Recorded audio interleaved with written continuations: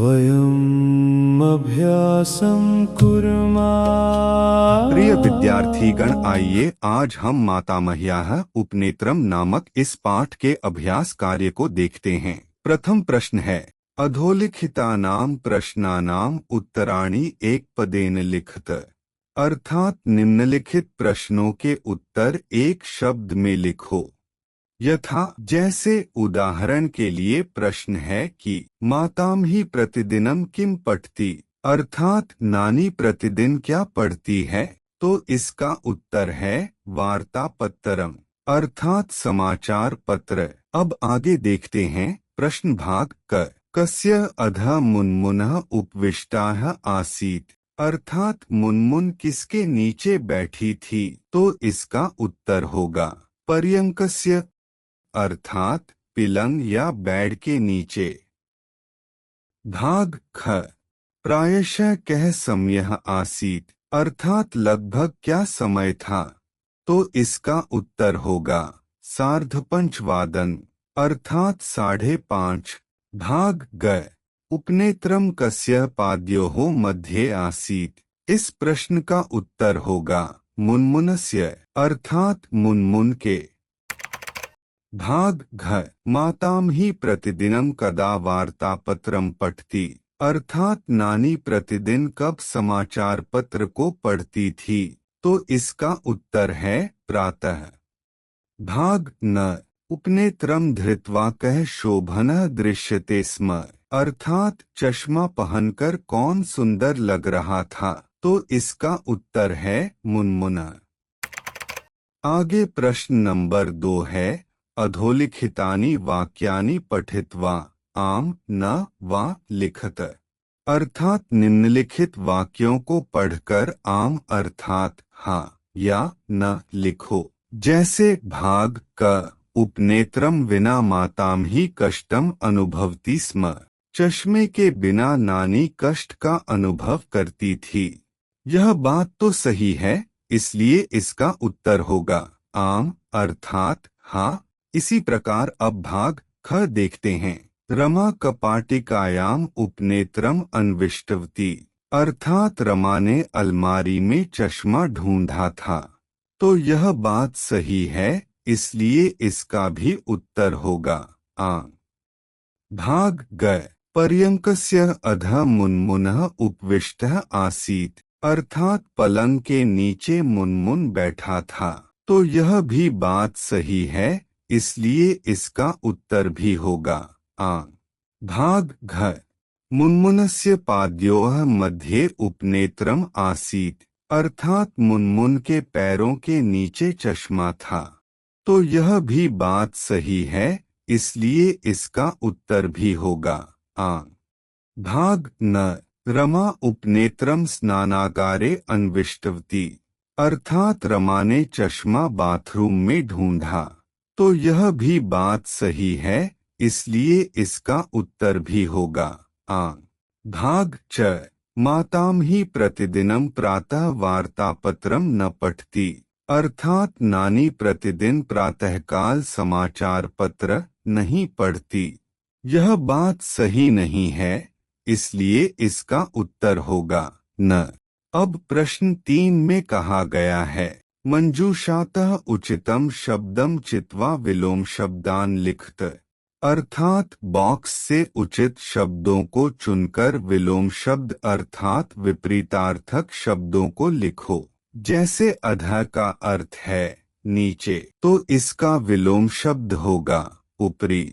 इसी प्रकार अंतः का अर्थ है अंदर, तो इसका विलोम शब्द होगा बहिः, अर्थात बाहर।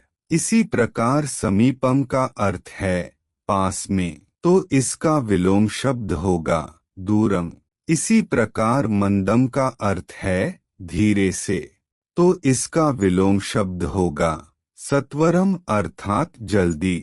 इसी प्रकार प्रसन्ना का अर्थ है खुश, तो इसका विलोम शब्द होगा दुखिता, अर्थात दुखी। अभ्यास कार्य के बाद यहाँ कुछ क्रियाकलापः अर्थात प्रोजेक्ट वर्क भी दिया गया है। पहला है भूमिकाभिनयः, अर्थात एक्टिंग करना। 3 विद्यार्थी नानी, रमा तथा मुनमुन इनकी भूमिका ग्रहण करें और कथा के प्रमुख डायलॉग्स को सरल संस्कृत के माध्यम से बोलें। अंत में मुनमुन चश्मे को लेकर हंसी के दृश्य को दिखाए।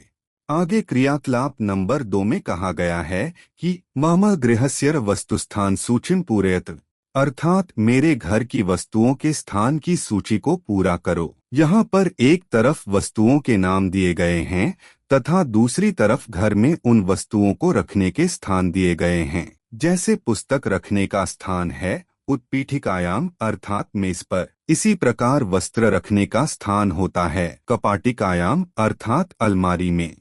इसी प्रकार स्यूतः अर्थात बैग रखने का स्थान भी होता है कपाटिकायाम अर्थात अलमारी में। आगे है पादत्राणम अर्थात जूते रखने का स्थान होता है पादत्राण कोशे अर्थात जूते रखने के रैक में। आगे है घटिका अर्थात घड़ी रखने का स्थान होता है भित्तौ अर्थात दीवार पर। ये था आपका क्रियाकलाप तथा यहाँ इस पुस्तिका में अभ्यास कार्य से पहले एक विशेष पाठ दिया गया है। अत्र इदम अवधेयम अर्थात यहाँ इसे भी ध्यान में रखना चाहिए अर्थात समझ लेना चाहिए। इसके प्रथम भाग में अव्ययपदानी अर्थात अव्यय शब्दों का परिचय इस प्रकार दिया गया है।